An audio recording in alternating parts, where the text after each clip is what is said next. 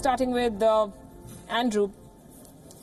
Will the Congress pay the price for not tying up with the Aam Aadmi Party in Delhi? It's a prestige battle. Yes, it will pay a huge price. I mean, North East Delhi, you were just talking about where Sheila Dixit is standing.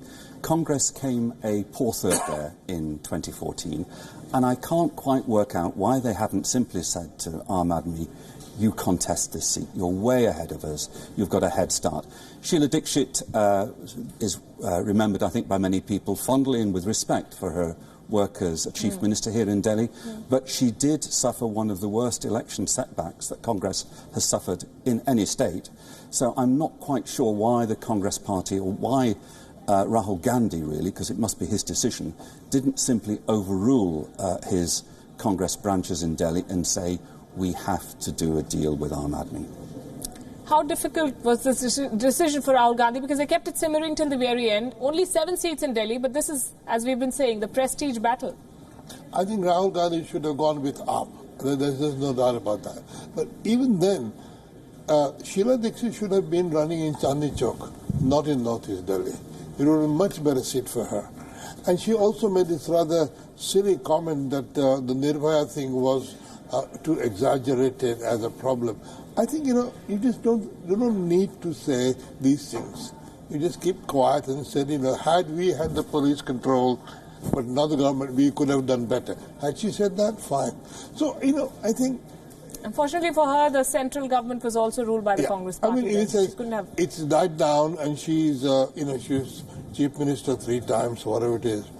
But I don't know that, Manoj Tiwari is a tough thing to defeat because he's very active. He's always around. He's seen widely all over Delhi. I mean, he's just not a Northeast Delhi sort of MP. He more or less is a big name for BJP in Delhi. Right. He's difficult to beat. Walter Anderson, the last time the BJP got 7 out of 7 in Delhi and 10 out of 10 in Haryana. Can they repeat that this time? I doubt it, but I think that they'll win seats, certainly in Delhi, and perhaps a majority of the seats in Haryana. Partly it's because they have, superb organizations in both places. And I think one of the problems that the Congress had in organizing an alliance with the AAP in Delhi was poor organization. They couldn't do it in UP, where they're likely to suffer huge losses because of that, and they couldn't do it in West Bengal. And a few other places as well, and I think that's a weakness. Now, Sheila Dixit and her campaign has one major asset that none of us have mentioned.